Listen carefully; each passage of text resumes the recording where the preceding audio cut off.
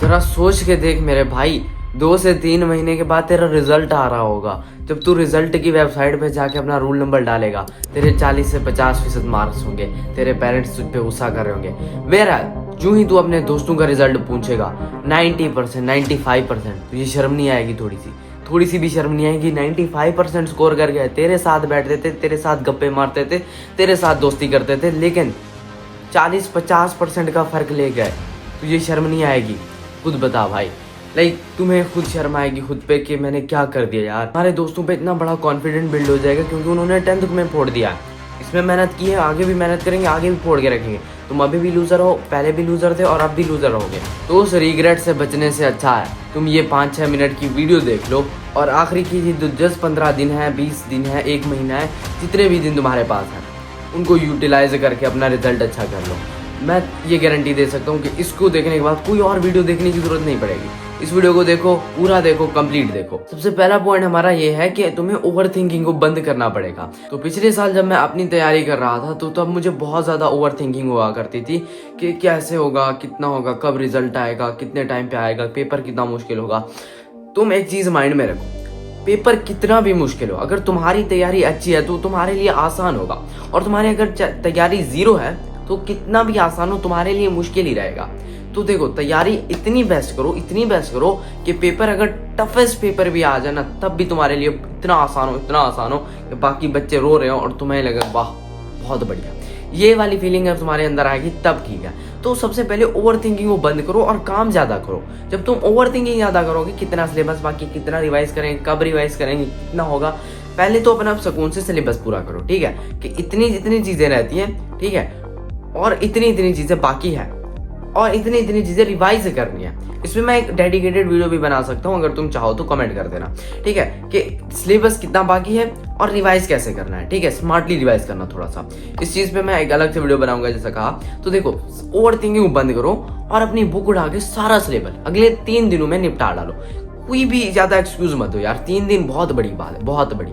एक पेपर लो और देखो कि ये चीजें बाकी है, अगले 3 दिन में ये कैसे कंप्लीट होगी। ओवर थिंकिंग बंद करो और रिवाइज अगर करना है ना तो रिवाइज करो। बहुत से बच्चे सर पकड़ के बैठे हैं, रिवाइज कैसे होगा, करना है, क्या करना है, कब करना है, बंद करना है इसको, खोल बुक और रिवाइज करना स्टार्ट कर, बस यही चीज है।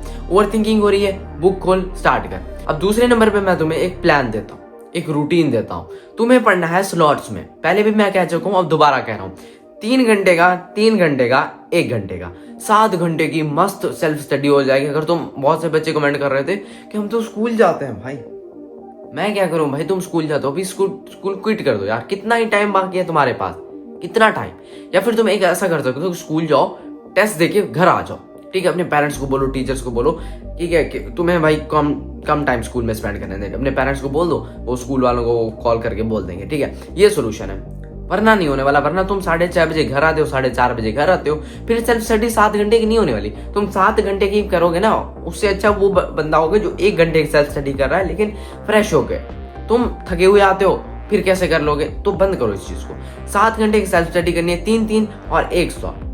तो देखो, 3 घंटे में फिर 3 घंटा, फिर 1 घंटा, इस तरह तुम्हारे 7 घंटे कंप्लीट हो जाएंगे। पहला स्लॉट जो 3 घंटे का, उसमें तुम्हें करना है अपनी जो भी सिलेबस बाकी है, ठीक है। अब देखो, मैं वो चीज बता रहा हूँ जिनका भी बाकी है, और जिनका रिवाइज है ना वो तो रिवाइज ही करेंगे, ठीक है। तो देखो, पहले जो स्लॉट है उसमें तुम्हें करना है पढ़ाई भाई, पढ़ाई करो। सेकंड स्लॉट आएगा तुम्हारा रिवीजन के लिए। अब जो पहले जो 3 घंटों में पढ़ चुके हो और अगले 3 घंटों में तुम उसको रिवाइज करोगे, उसको और जो भी पीछे पढ़ा कल का, अगले दिन का। और लास्ट के 1 घंटे में तुम क्या कर सकते हो, MCQ सॉल्व कर सकते हो, क्वेश्चन कुछ बच चुके हैं उनको सॉल्व कर सकते हो, और कल के दिन को भी प्लान कर सकते हो। इस तरह तुम 7 घंटे की इफेक्टिव पढ़ाई कर सकते हो। और ये 7 घंटे अगर तुमने इफेक्टिवली पढ़ी ना, उस 14 घंटे पे भारी हो सकते हैं जो बंदा 16, 14 घंटे पढ़ रहा है, ठीक है। जो बच्चे सिलेबस कंप्लीट कर चुके हैं, रिवाइज कैसे करेंगे?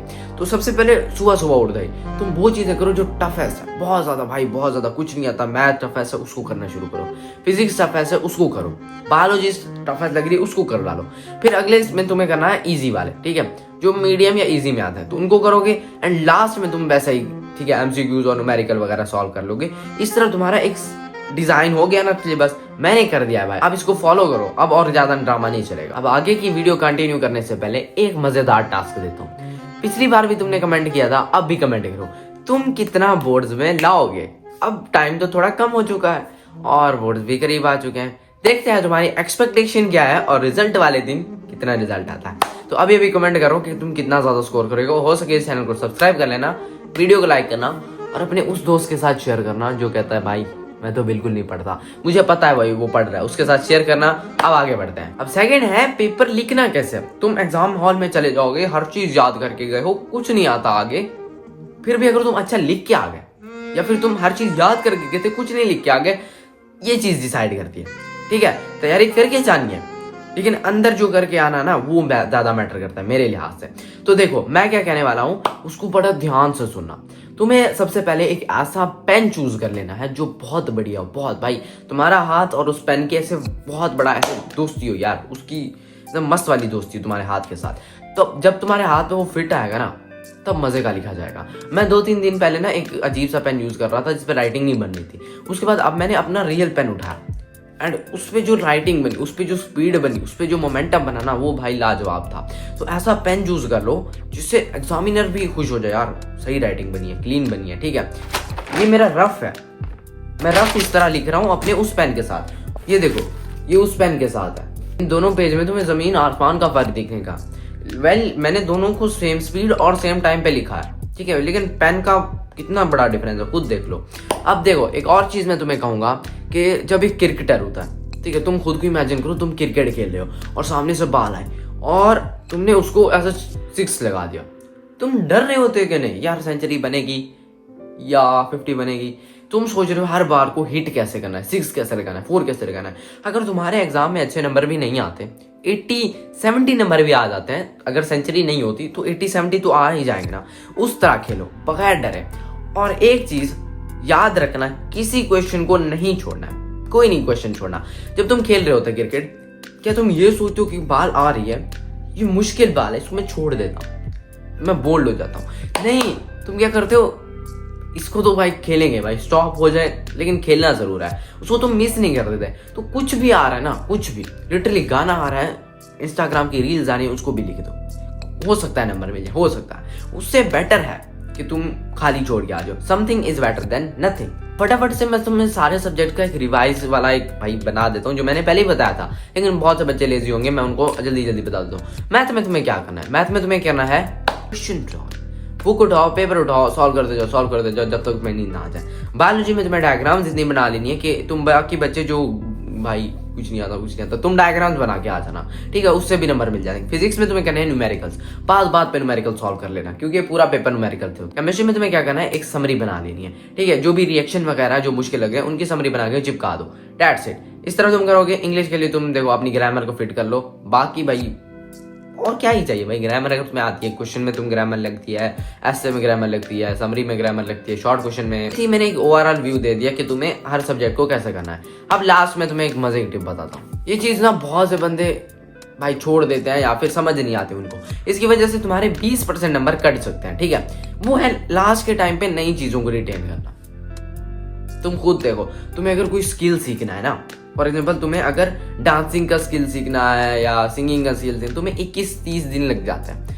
तो तुम अगर न्यू इन्फॉर्मेशन को रिटेन करते हो तो वो भी भाई 21-20 दिन लेती है, तो मतलब रिवीजन के साथ। तो लास्ट के टाइम पे बिल्कुल भी ये मत सोचना अगर मेरा आधी बुक रह गई ना, उस आधी बुक को छोड़ दो। जो आधी बुक की हुई है ना, उसको तुम्हें इस तरह करना है कि तुम्हें आधी बुक वाली जो छोड़ के रखी है ना, उस पर भाई भारी पड़ जाए। ठीक है, तुम्हारे दोस्त हैरान हो जाएंगे, भाई हमने पूरा करके गया था, ये बंदा आधा करके गया था। यही चीज है, लास्ट के टाइम पे बच्चे क्या कर रहे होते हैं, हर चीज को खोल रहे होते हैं, ये करेंगे वो करेंगे, नहीं होती वो चीजें।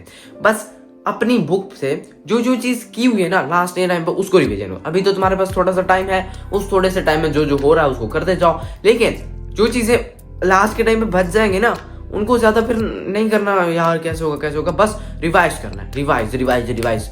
तुम पेपर देने जा रहे हो, उस टाइम तुम्हारे माइंड में होना चाहिए अब फोड़ के आऊंगा। बस इस माइंड सेट को ले जाओ। आई गारंटी भाई 95% तुम्हारा लिखा हुआ है। अभी कमेंट कर देना कितने लाओगे, मैंने पहले भी कहा था। So I hope you like this video. मिलते हैं किसी और वीडियो में, बाय।